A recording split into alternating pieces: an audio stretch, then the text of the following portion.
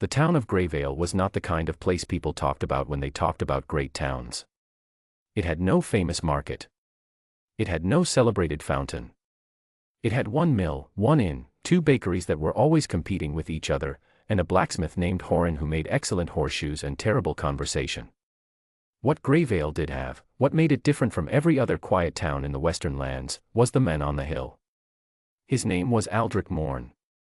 He was the owner of Greyvale. He had inherited the land, the roads, the mill rights, and the trade agreements from his father, who had inherited them from his father before him. The Morn family had owned Greyvale for 4 generations, and in all that time, no Morn had ever been as large, as quiet, or as completely invisible as Aldrich. He was 8 feet tall. Not in the way that some very large men are tall, stretched and thin and slightly apologetic about it. He was 8 feet tall the way a doorway is wide. Everything about him was large. His hands. His shoulders. The sound his footsteps made on a wooden floor. When he was a young man, his father had special furniture made for him and special doorways built into the manor house on the hill, and when his father died and Aldrich inherited everything, he had simply stayed inside those doors and never really come out again. That was 11 years ago. The townspeople of Greyvale had theories about why he never appeared. Some said he was bitter. Some said he was broken by grief. Some said he simply did not like people, which was possible, since people had spent most of his life either staring at him or pretending not to. The truth was simpler and harder to explain. He was tired. He was tired of walking into rooms and watching people go quiet. He was tired of the extra space they gave him, the careful way they moved around him, the expressions on their faces that were trying very hard to be normal and not quite succeeding. He found it easier to stay on the hill. The town ran well enough without him. His steward, an older man named Benton, came every Thursday and slid papers under the door. Aldrich signed them and slid them back. The mill turned. The roads were maintained. The trade agreements held. Nobody starved. Nobody suffered.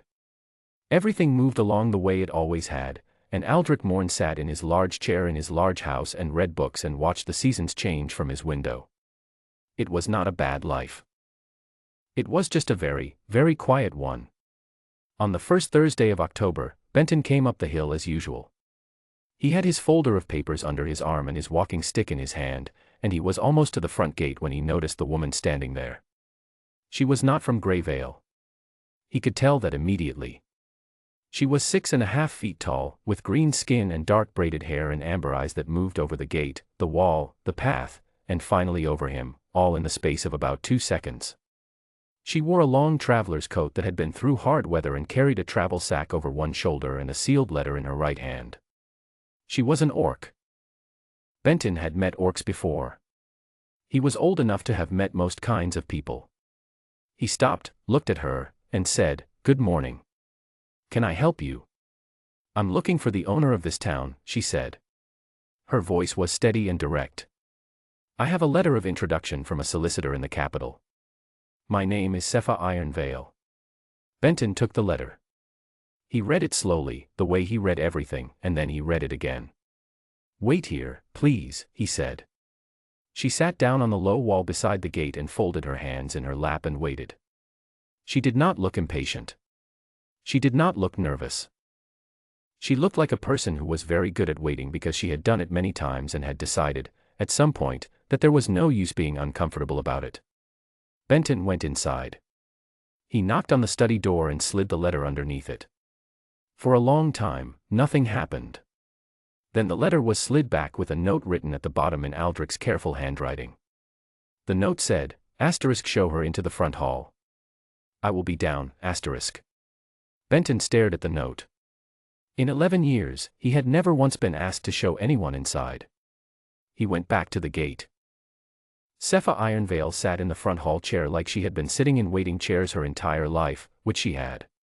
She was the third daughter of the Ironvale clan's head, and the Ironvale clan had land and grazing rights across the Eastern Valley and 3 generations of complicated agreements with various landowners, and being the third daughter meant she had spent a great deal of her life being sent to sort out the things that the first and second daughters were too busy to deal with. She did not mind. She was good at it. She looked around the front hall while she waited. The house was clean. Benton kept it clean, she guessed, even though it appeared that almost nobody actually used it. There were paintings on the walls. Good ones. A stack of books on a side table that looked recently read. A coat hook by the door with a coat that was, she noticed, extremely large. She heard him before she saw him. Not loudly. He was actually quite careful about how he moved, which was interesting. Most very large people she had met moved with a kind of carelessness, as though the world was going to get out of the way regardless. This man moved like someone who had learned, a long time ago, to take up exactly as much space as he needed and not 1 inch more. He came around the corner of the stairs and stopped. She stood up. They looked at each other. Aldrich Morn was, she thought, the largest person she had ever stood in a room with. He was also, she noticed, doing exactly what she was doing, reading the room, reading her, deciding something. His eyes were gray. His expression was careful and still. He looked like a man who had not expected to be surprised today and was not entirely sure how he felt about being surprised. "Miss Ironvale," he said. His voice was deep and quiet. "Mr. Morn," she said. "Thank you for seeing me." "Sit, please," he said. They sat. The matter was straightforward, as these things went. The Ironvale clan held grazing rights to the valley trail east of Greyvale. Those rights went back 60 years and had been renewed by every Morn since. 2 years ago, Benton had blocked the trail access after a property boundary dispute that he had resolved, incorrectly, without consulting Aldrich. The Ironvale clan had lost 2 seasons of autumn migration access because of it. They wanted the trail restored and a formal acknowledgement that the closure had been an error. Sepha laid it all out without drama. She had the original grazing charter. She had the boundary maps. She had copies of every signed agreement going back 3 generations. She placed them on the table in a neat row and pointed to each one in the order that made the argument clearest and then stopped talking and let Aldrich look. He looked for a long time. Then he said, "Benton made an error." "He did," she said. "The trail will be reopened. I'll have new papers drawn this week confirming the original access rights and adding a formal record that the closure was incorrect." Sepha looked at him. "That's everything I came for." "I know," he said. "It was a simple matter. It should have been resolved 2 years ago." She began to gather her papers. "Then I won't take more of your time. You walked 3 days to get here," he said. She paused. 2.5, she said. "I move quickly." He looked at the window. Outside, the afternoon light was going gold. The return trail is safer in the morning than the evening. There is a guest room. It is clean. A pause. "You are welcome to stay." Sepha looked at him for a moment. She had a good sense for what an offer was actually about. She had met people who offered hospitality out of guilt and people who offered it out of obligation and people who offered it because they could not think of a graceful way to end a conversation. This did not feel like any of those things. It felt like a man who had done something kind and was not very practiced at doing kind things and was therefore doing it somewhat stiffly. "Thank you," she said. "I will." Benton made dinner. He set the long table and then realized, partway through, that it was a very long table for 2 people and quietly moved both settings to one end. They ate together, which Aldrich had not done with anyone in a very long time. He had forgotten how different it was, eating with another person present. How the room felt different. How the sounds were different, not just his own sounds in an empty house, but 2 people's sounds, which made the house feel, briefly, like a house that was being used the way it was meant to be used. Sepha ate without ceremony and talked without effort. She told him about the Eastern Valley. About the autumn migration, which was not dramatic but was large, 300 animals and about 60 people moving over 4 days. She described it the way she described most things, clearly and without decoration, because she had found that decoration usually got in the way. Aldrich listened. He asked 2 questions. She answered them. At some point during the meal, she asked him why the town was so quiet. He was quiet for a moment. Then he said, "I think it is my fault." She looked at him. "A town without an owner it can see eventually learns to manage itself," he said. "I let it happen. It was easier." Easier than what? She said. He was quiet again. She did not push. She just waited, because she was good at waiting. Easier than being present, he said finally. People are uncomfortable around me. I learned that early. It seemed better for everyone if I made myself less visible. Sefa picked up her cup. My father had a man on his land once, she said. Lived in the hills. Alone. 20 years. Came down one winter when his roof caved in. She drank. He was the finest rope maker in the Eastern Valley. We had just never known it because nobody had thought to ask. Aldrich looked at her. What happened to him? He lives in the village now, she said. He still finds people exhausting.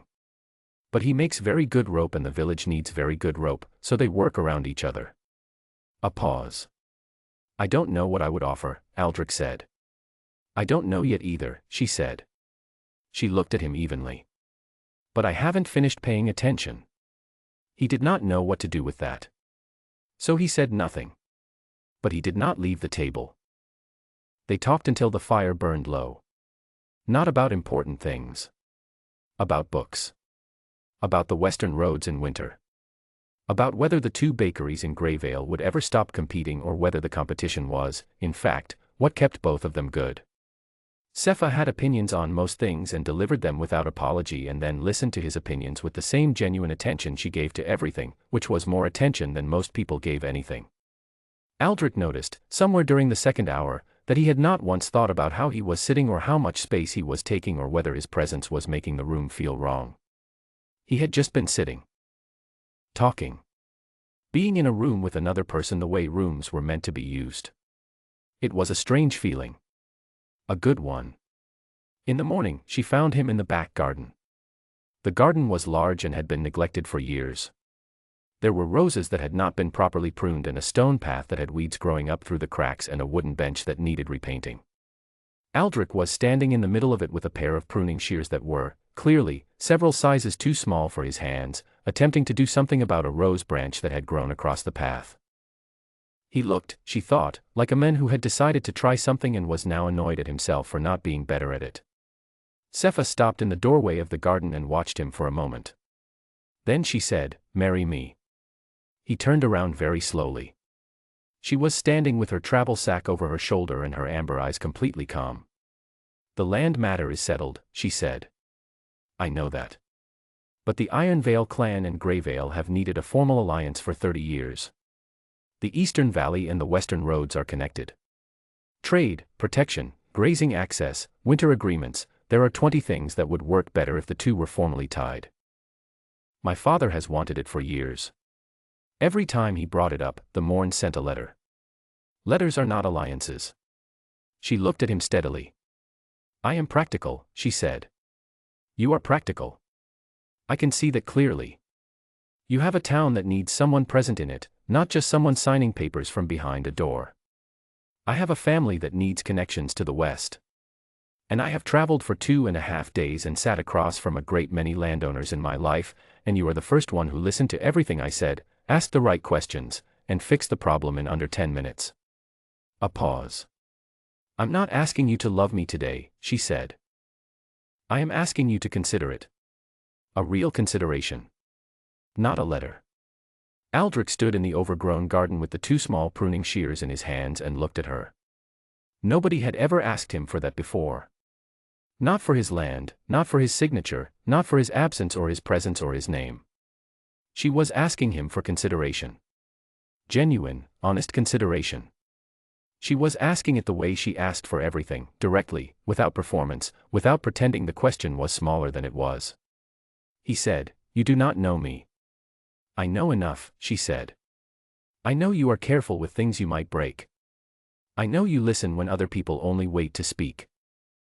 I know you came downstairs yesterday when it would have been much easier to stay upstairs, and I know you offered me a room because it was the right thing to do, not because you wanted something in return." She adjusted the strap of her travel sack.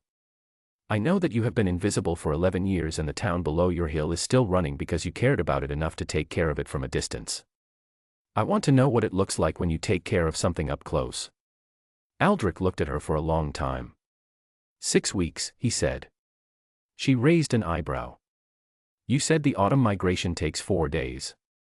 You will be back in the Eastern Valley in 3 days. That leaves 6 weeks before winter closes the trails. He looked down at the shears in his hands and then back up at her. Come back in 6 weeks. I will have the formal papers from the solicitor ready, and I will have thought about the rest. The corner of her mouth moved. Just slightly. I will be here in 6 weeks, she said. Fix the garden. It is embarrassing. She turned, walked through the gate, and was gone. Benton had been watching from the kitchen window. He had a cup of tea in his hand that had gone completely cold. He did not notice. He watched Aldrich stand in the garden after she left. Watched him look at the shears. Watched him look at the gate. Watched him look at the rose branch that still stretched across the stone path, unpruned, waiting. Then Aldrich put the small shears down and went to the garden shed and came back with a larger pair, ones that actually fit his hands, and began to work. Benton stood at the window for a while longer. He had been Aldrich Morn's steward for 15 years. He had watched the boy grow up into a man too large for the world and then slowly disappear into a house on a hill. He had slid papers under a door every Thursday for 11 years. He had maintained a guest room out of habit for a guest who never came. He had learned to read the shape of a man's silence the way some people learn to read weather. He knew what Aldrich's silence looked like when it was just silence. He knew what it looked like when something had moved inside it. He set down his cold tea and went to the study. He opened the old house ledger, the one with the records of every agreement and every visitor and every significant event in the life of the Morn estate, to the first blank page he could find. He uncapped the ink. He sat for a moment, thinking about what to write. Then he wrote the date. And below it, in his careful, even handwriting, he wrote: Asterisk, a woman named Sepha Ironvale came to Greyvale today. She stayed one night. She left in the morning, asterisk. He paused. Then he added: He is in the garden. He closed the ledger. He went to put the kettle on and make himself a fresh cup of tea, and through the kitchen window the autumn light was gold on the hill, and the man who had been invisible for 11 years was standing in the open air with his sleeves rolled up, working on something that had been waiting, quietly, for a very long time.